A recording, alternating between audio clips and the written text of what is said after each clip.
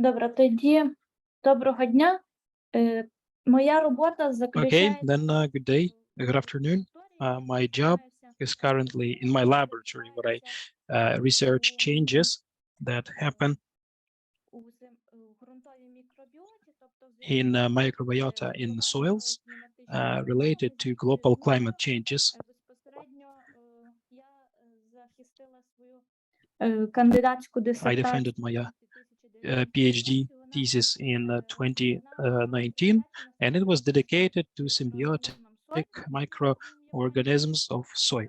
Тому зараз перейдемо And now безпосередньо лекції. we will switch over to the lecture itself.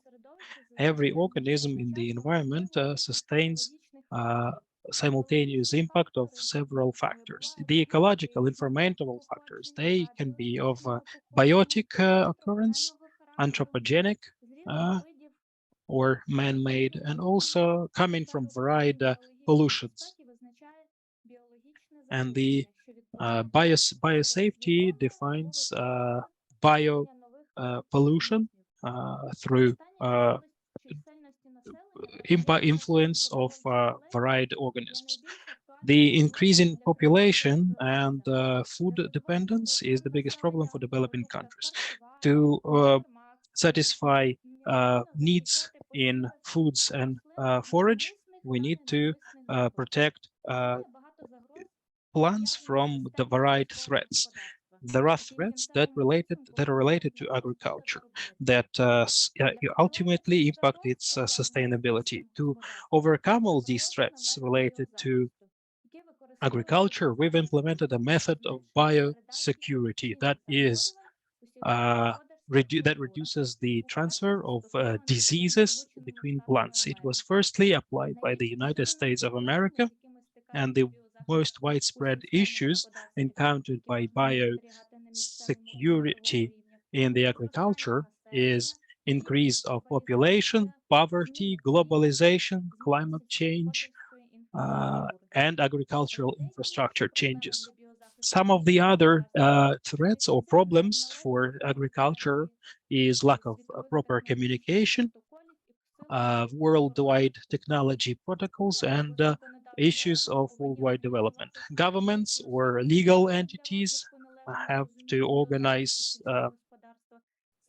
educational events for farmers on biosecurity and biosafety.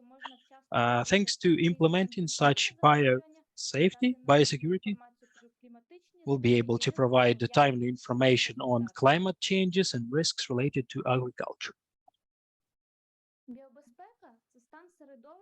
Biosafety is the state of the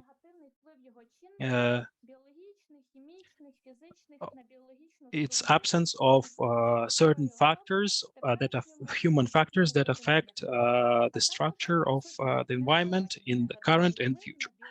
And also there are no irreversible changes on environmental sites, animals and plants, and also health of people. Biosafety is a key to developing, improving, and widespreading legal basis for varied areas of human activities. Increasing biosecurity interest is related to globalization of world economy, rapid increase in volumes of communication, transportation, trade, business development that affects biosecurity, biodiversity of the environment. At the same time, biosecurity aims to protect health of people from negative impact of biological agents. Biosafety is to prevent negative effects of any sort of biologically active materials. So what is biosafety? Biosafety is to keep bed bugs away from people, while biosecurity is to keep bad people away from bugs.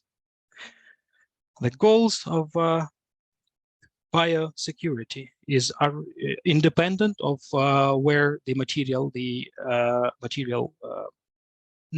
malevolent material comes from, and people think that it's considered that biosafety and biosecurity complement each other.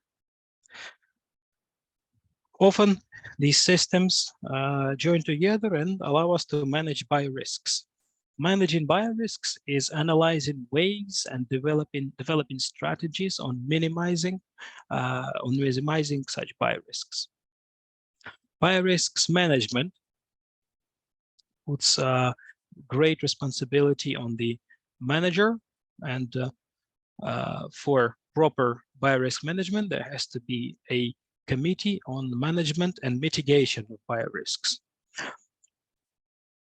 Biosafety is a new concept and is still in development to define its further application in the future.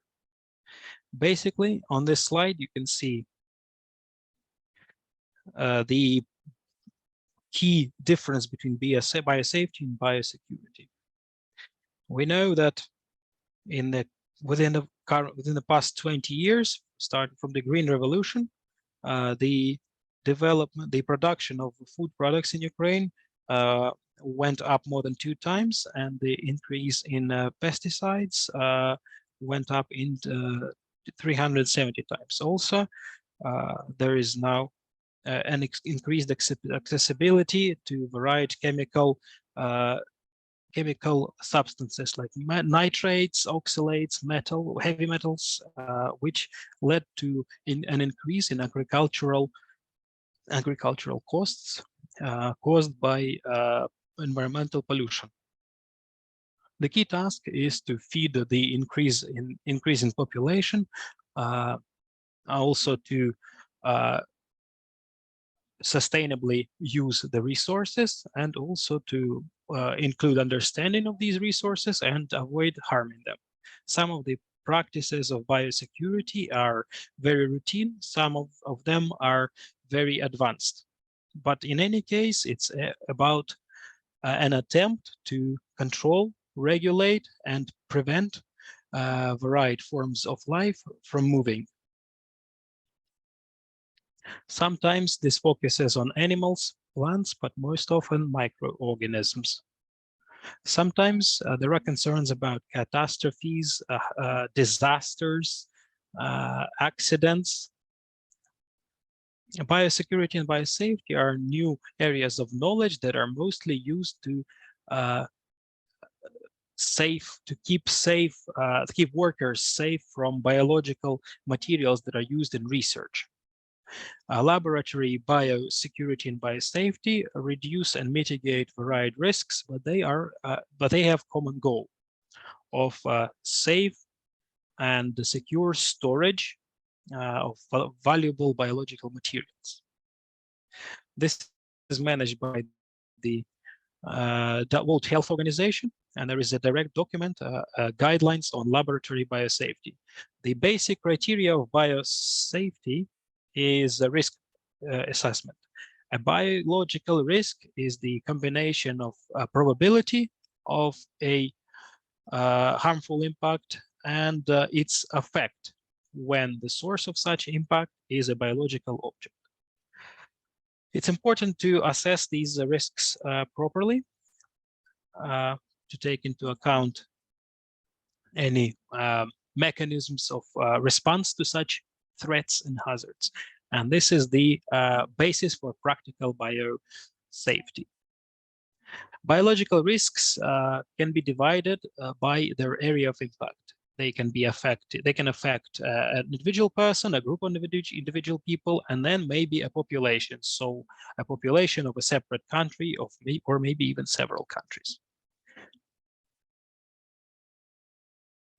Apart from that, biological risks can be classified in these groups that include infections, biological emergency situations, biological weapons, biological engineering, working with working in biological laboratories and nanoparticles.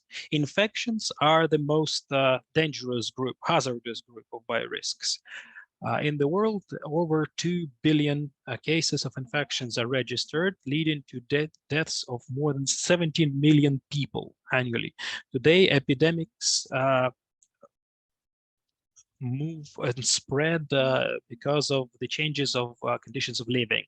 That includes urbanization, intensification of migration processes, international tourism, microbe adaptations and mutations in microbes, and also changes in disruptions of biological systems. Infections can be developed in returning infections, recurrent infections, vaccination control infections, new infections, and hospital infections. So biological risk is closely related to harmful biological agent. Those are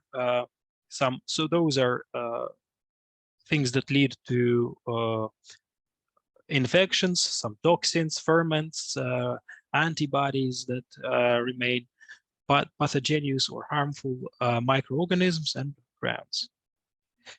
And also slow infections and genetical structures. A lot of social hazards, social catastrophes led to spreading of cholera and other mass diseases, and those all infections were occurred in natural ways. Sometimes biological disasters are caused by dangerous biological sites, harmful or dangerous biological activities, and natural disasters. There are also risks of related to working in biological labs. Risks related to studying biological materials that are specifically dangerous when you're working with harmful microorganisms that lead to high biological risks. Also, biological materials are a potential source of biological weapons and further spread of or proliferation biological terrorism. These days, the world also leads in development of nanotechnologies. Usage of nanotechnology is one of the most interesting areas of science and technology, but there is a threat or hazard related to their usage of such technologies. There are criteria of developing such technologies in maintaining safety for people. There are no current data related to risks of nanomedicine, nanotechnologies, but since these technologies are getting more and more widespread, they're being used in electronics, in technological devices. So it means that they potentially can lead to some dangerous biological effects. Genetical engineering is also a new area in molecular biology that develops methods of transfer of genetical material from one body to another body, with aimed at getting new biological information and to manage inheritance. This affects modern genetics, biologics, and biochemistry. Genetical engineering of agricultural plants is maintained within the classical selection. Mostly, scientists are aiming at defending plants from hazardous factors and to reduce losses during storage and transportation. This includes resiliency to diseases, pests, and cold weather. Also, this includes improving taste qualities and nutrition qualities. Compared to traditional methods, genetical engineering allows utilization of new genes that will define these new features and will increase the spread of transgenic plants.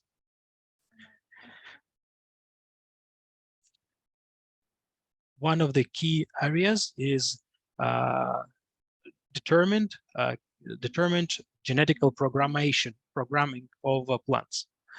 This will lead to the plants being able conducting such functions that are not organic to them, and this can lead to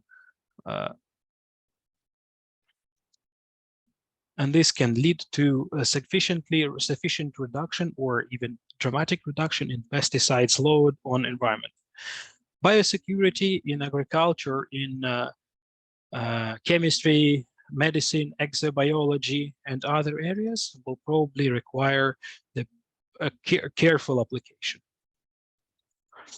And we have to aim to, and it has to aim at the genetical nature, biological nature of an organism. Considering biological warfare and the threat of creating harmful bacteria, artificial harmful bacteria, biological security is sufficient in this area. Biological safety and security include all these threats and address these threats. There are areas of control that manage infectious materials, that manage events at the areas of such a biologically harmful material stored. This also includes creating a committee, establishing a committee that manages these dangerous risks.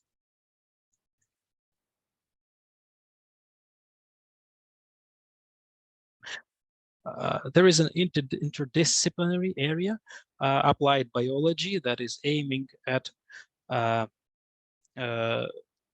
creating new systems or transforming existing systems. And that includes methodologies from varied disciplines, such as biotechnology, biomaterials, genetical engineering, molecular biology, evolutionary biology. And in this area, there are results led by there are results achieved by a group of scientists led by a Nobel laureate, Mr. Smith. They've created an artificial bacteria.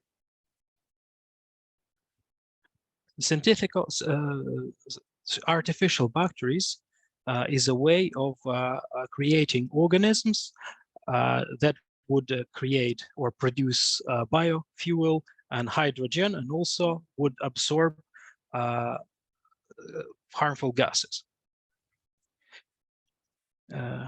This knowledge of this biology allows us to increase knowledge in creating artificial organisms that will affect the available biomass.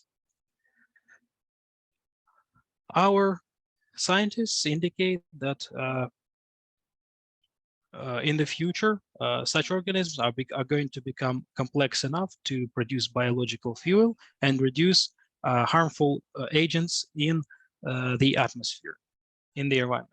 But these artificial organisms, can hurt the current environment by affecting the food chain between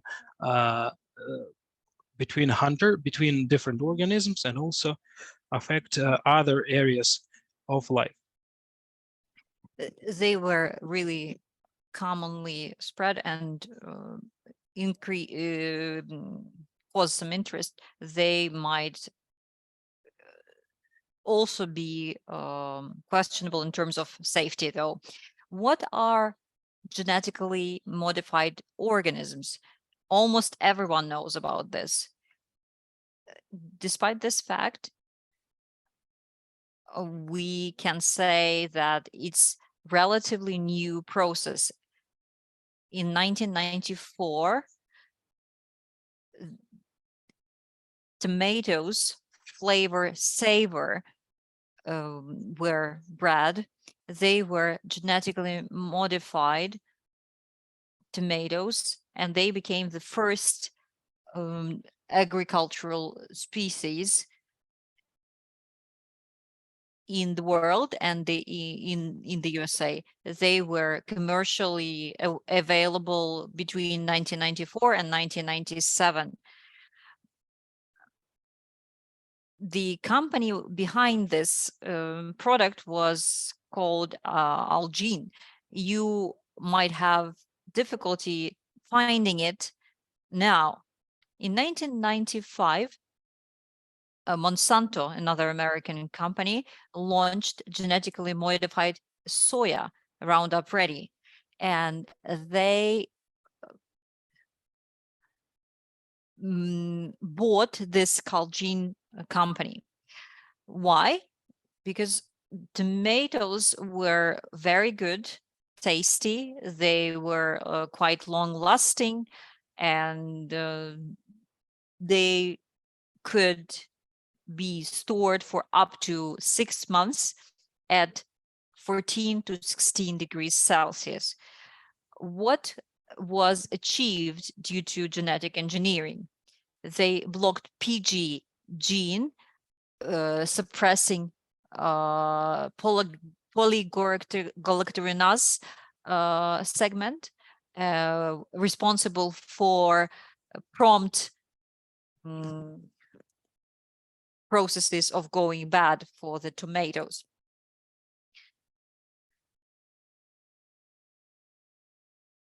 That's why these tomatoes were especially durable. Of course, they were more pricey and more popular. This was the process that ended in 1997. After that, a scientist published an article about disadvantages of genetically modified products. They were talking about potatoes, but it was kind of extrapolated on other products as well. So people got scared and stopped buying these tomatoes.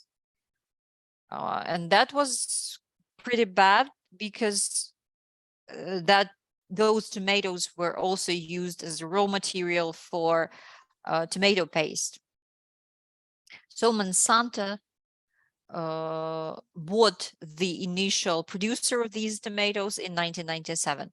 And everyone in the world heard about Monsanto. They are huge.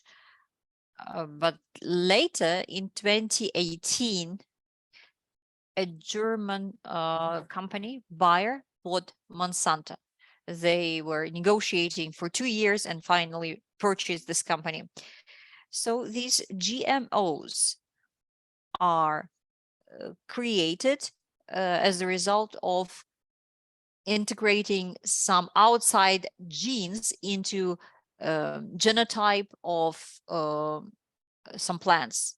Those genes might originate from viruses or other organisms, and this process or engineering process enables the newly engineered products to be especially durable or improve the pest control and other improve other qualities. Usually, it also is associated with a decreased cost and increased yield of the product. They can be more beautiful or more tasty. They can be they can tolerate negative natural factors better, and they could also acquire some new qualities. For example, decaf coffee or increased sugar in strawberries with increased sugar content. So genetic engineering usually is based on the knowledge about the functions of particular genes. We can also say that functional genetics is a field of knowledge which is crucial for genetic engineering. There is a big gap between discovery of particular genes and genetic engineering. There are some genetically modified organisms that are allowed to be produced and commercially sold. Rapeseed, rice, cotton wool, rice, and many others. There is also tobacco and many other species that can be engineered and sold. There are 3 generations of GMOs. Most common GMOs include agricultural crops that are especially durable to negative factors, natural negative factors. They were bred until 1996, and they are called the first generation. They were produced to increase efficiency of agriculture.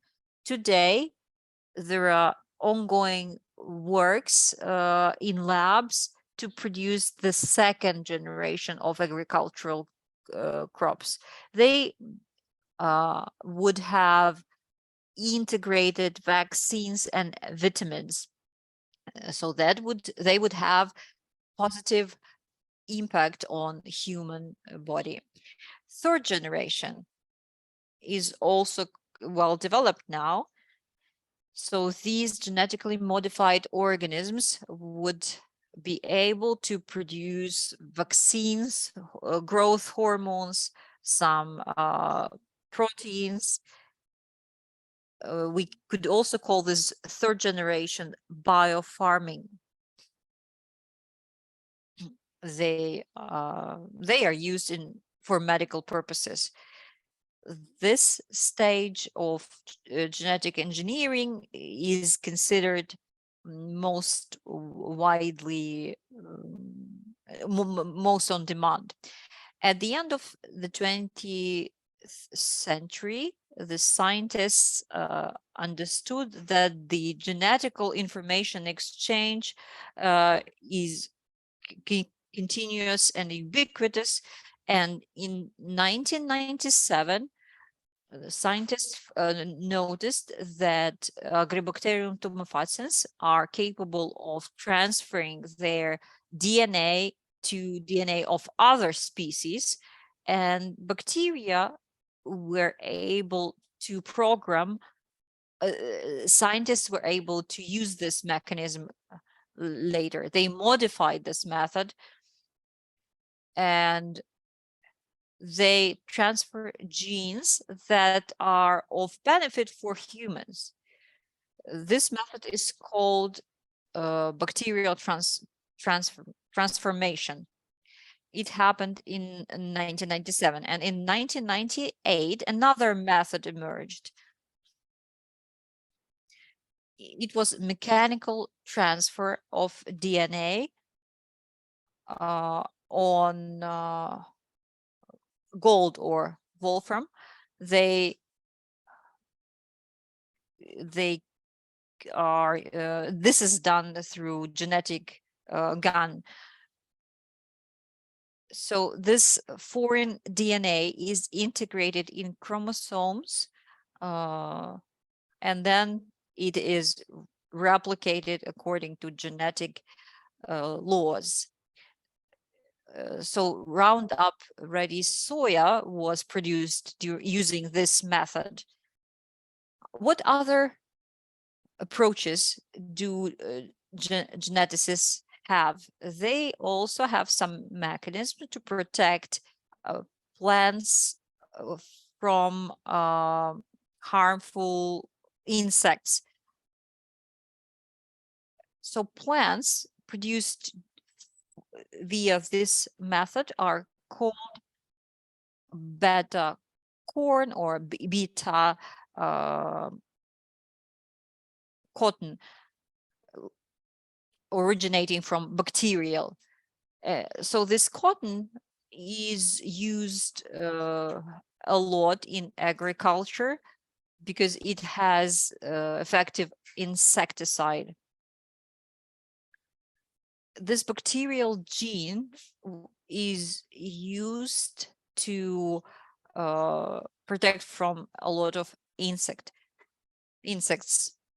There was an attempt to use this gene for potatoes. Nonetheless, this potato, it didn't work because this gene was not able to protect for all kinds of harmful insects. What's most important about transgenic products is their cheap price and the ability to produce a lot of high quality vegetables and crops.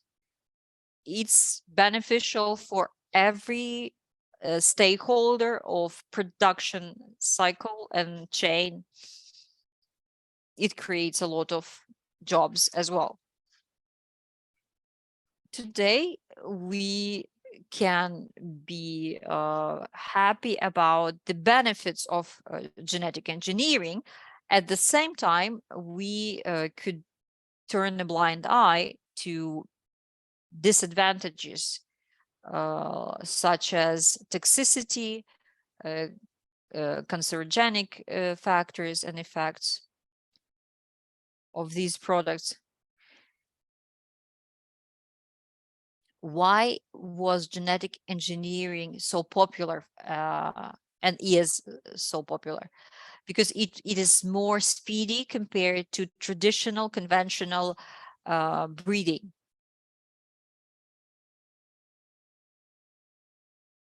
So producing GMOs also causes some environmental problems. They might get, and they do get, into the environment.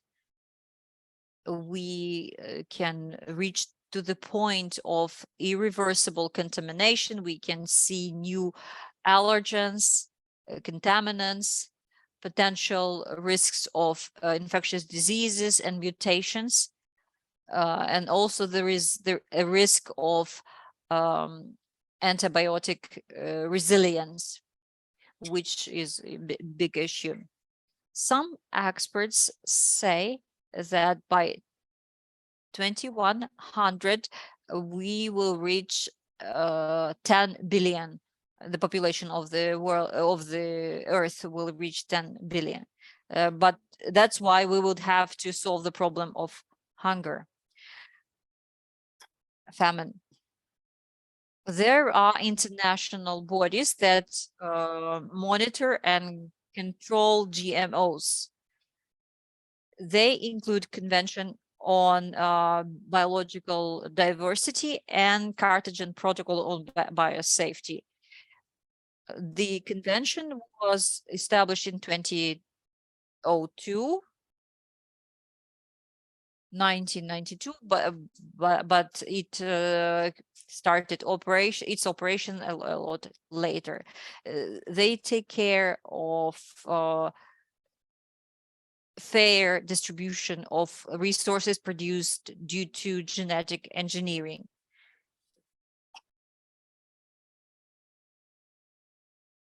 Now the threat of for various species going extinct is hundreds times higher than before. On this slide, you can also see other important international organizations that are involved in biosafety regulations. They are established to control the preservation of biodiversity in relation to genetic engineering. On this slide, you can see that there is Ukrainian Safety and Security Association. They are concerned about biosafety issues, and this association unites numerous scientists from Ukraine. My last slide about the importance of agriculture for economic development. One of the major sectors of economy is agriculture, and it creates a lot of jobs for professionals and just ordinary workers.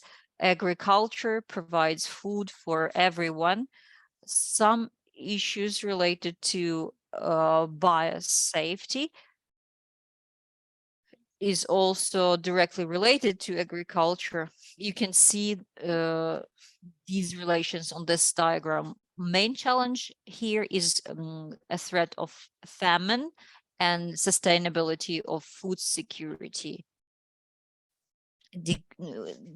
There is another challenge of decreasing the use of pesticides and development of biological microbial agents aimed at improving soil quality and the quality of agricultural products. Thank you for your attention.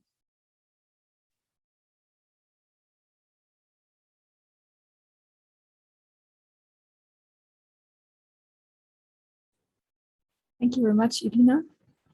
And we received a couple of interesting questions from Very much, Stephanie. participants.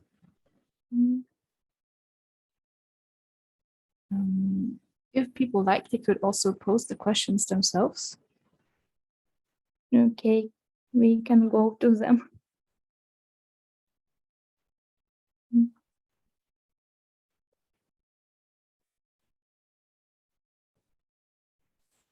Otherwise, I can also just read out the first question. So the first question would be, as you assess the risk of forming.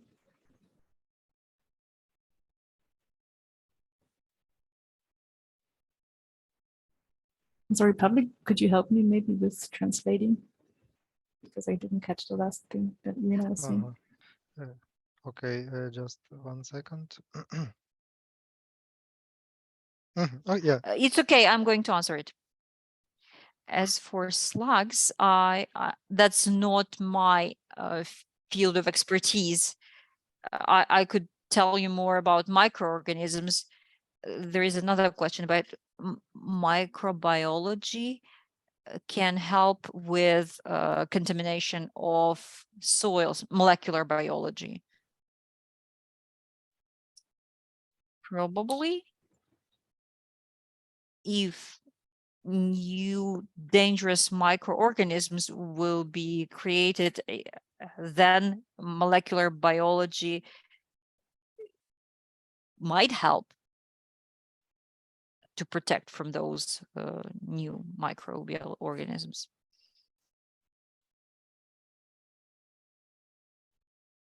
That was my question. Probably you have some experience related to other countries trying to find solutions to prevent catastrophes like oil spills, how they were trying to remove the spill of oil using microorganisms. If you can, please share this information with us. Yeah, thank you for the question. I know there are these bacteria created specifically for this purpose to remove the oil spills, but I cannot tell you about the name of these bacteria. Okay, maybe you could later share with Pavlo and he could send it to us. You might find my email and contact me directly and I will share the name with you later. Right, thank you. As for the previous question, Maybe it's going to be interesting for everyone. I don't know. Yeah, fine. I will share it with you. The previous question, what do you mean? I'm talking about slugs. I have my own experience with ashes. I used ashes to prevent slugs from being spread. In our lab, we have this experience. We have a greenhouse where we grow tomatoes, cucumbers. So what we use there, apart from some chemical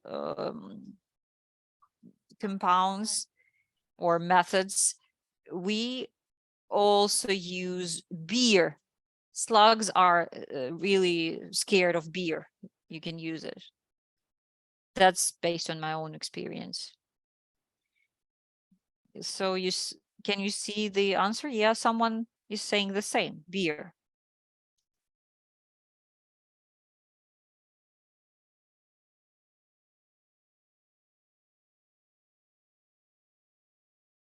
And did you address the very first question in the cell U4?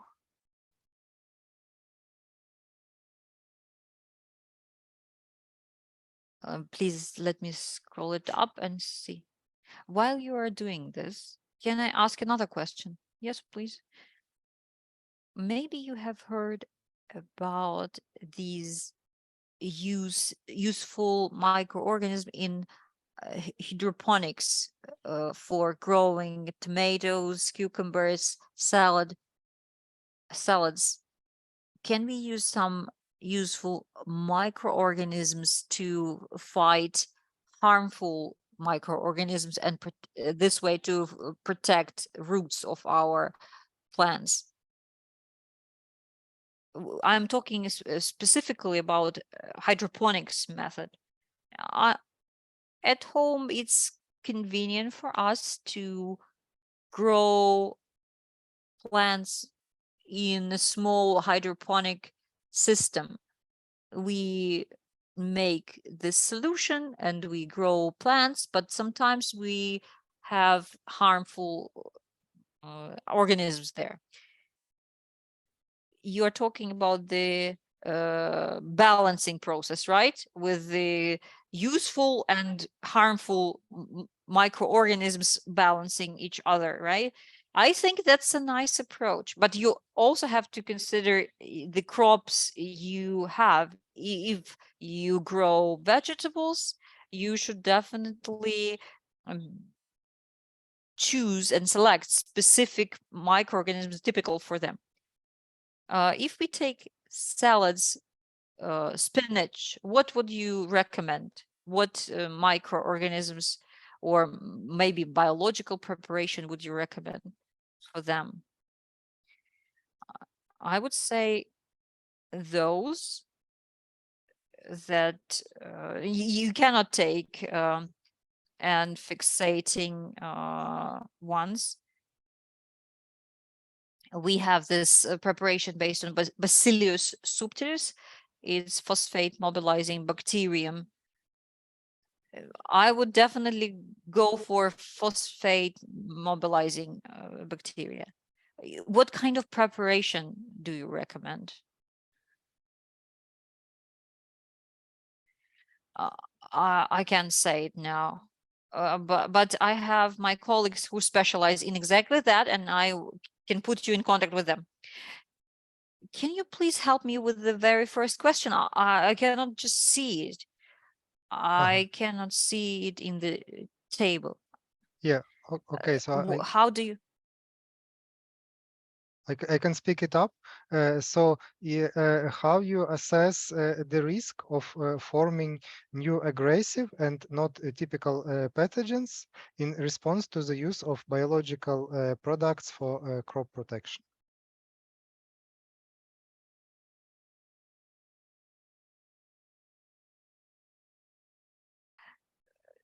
Whether new aggressive pathogens will be used after created after usage of preparations. I don't think so. I don't think it's a risk of emerging pathogens. No. Mhm. And I think that there is still concern. I know that it's a very big concern about this red snails. If you can read from the chat, because like all these mentioned methods, they are not efficient, and unfortunately against this introduced snail. So if you have any experience or could address also that.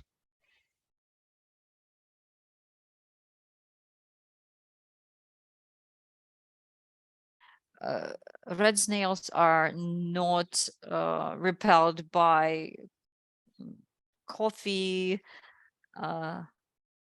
and egg shells.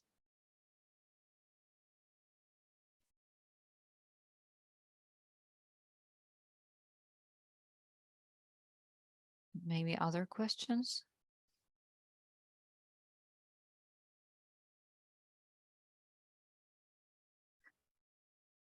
Another question about hydroponics and phosphate mobilizing bacteria.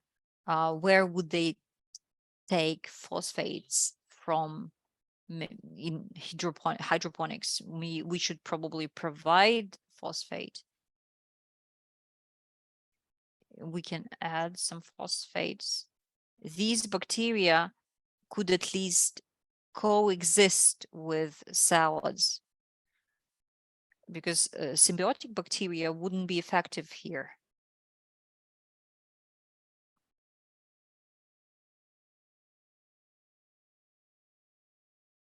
Any other questions?